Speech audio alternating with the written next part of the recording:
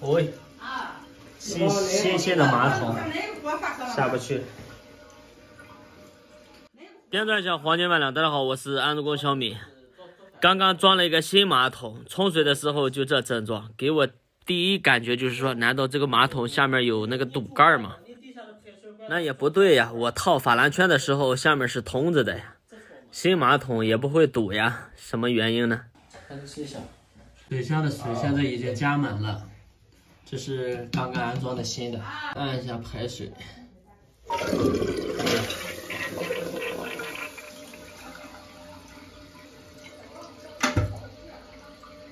就这样的马桶，你就不要说上大号了，你吐口唾沫它都冲不走。这样的话，这个马桶就不能用了，这根本就冲不了。大家刚才看的直观不直观呀？用客户家的这个洁厕灵增加个颜色，我们再试一次，再来一下，再冲。这样看的是不是更加直观呀？看到吗？这就和堵了是一模一样。老师傅应该看出点门道来了。这个时候我也知道是什么原因了。现在把这个马桶稍斜起来，给这儿留个缝隙。这样，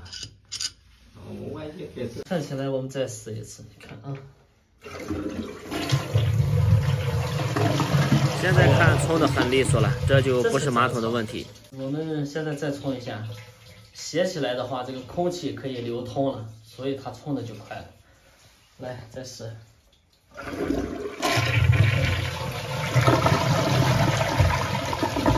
现在我们把这个马桶的法兰给拆下来，我们做一个简单的处理。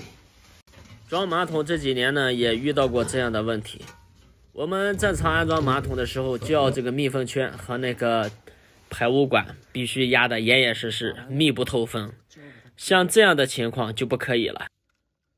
做一个这样的豁口，让它有一个，当你压上去以后留一个这个进气的豁口，留一个进气孔，有空气流通的话，这个马桶就能正常使用了。现在张老师再试一下，把这个口给它留到后边。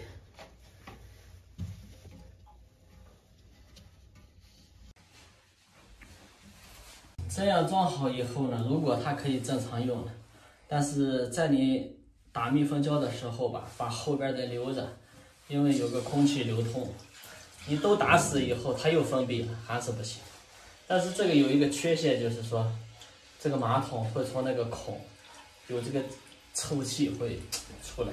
现在再试一下，看效果。现在这个问题已经解决了，说一下什么原因呢？出现了这样的情况，我第一时间就问了客户，是不是在这个下水的地方做了 S 味？客户说是的。当年盖房子的时候做了 S 味防臭的。我来之前呢，客户把那个旧马桶拆掉了，那个旧马桶就是一个直冲马桶。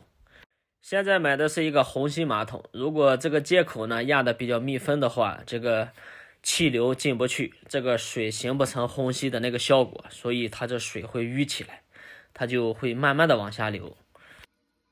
但是那样呢，不要说大便了，小便它都冲不了。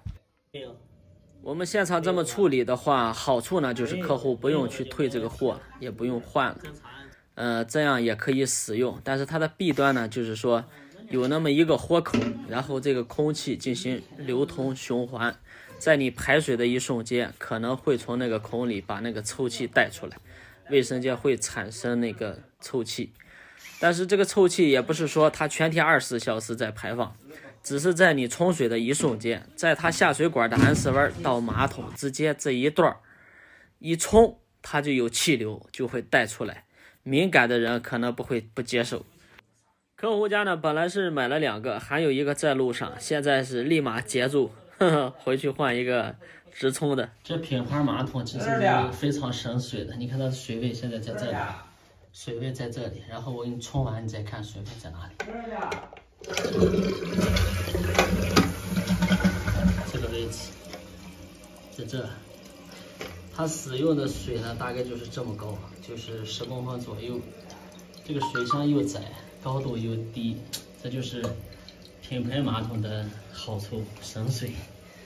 节水只是其中一项，包括它这个釉面的处理了，还有冲水的静音效果了。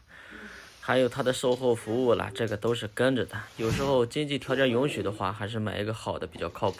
后的打完胶以后的效果。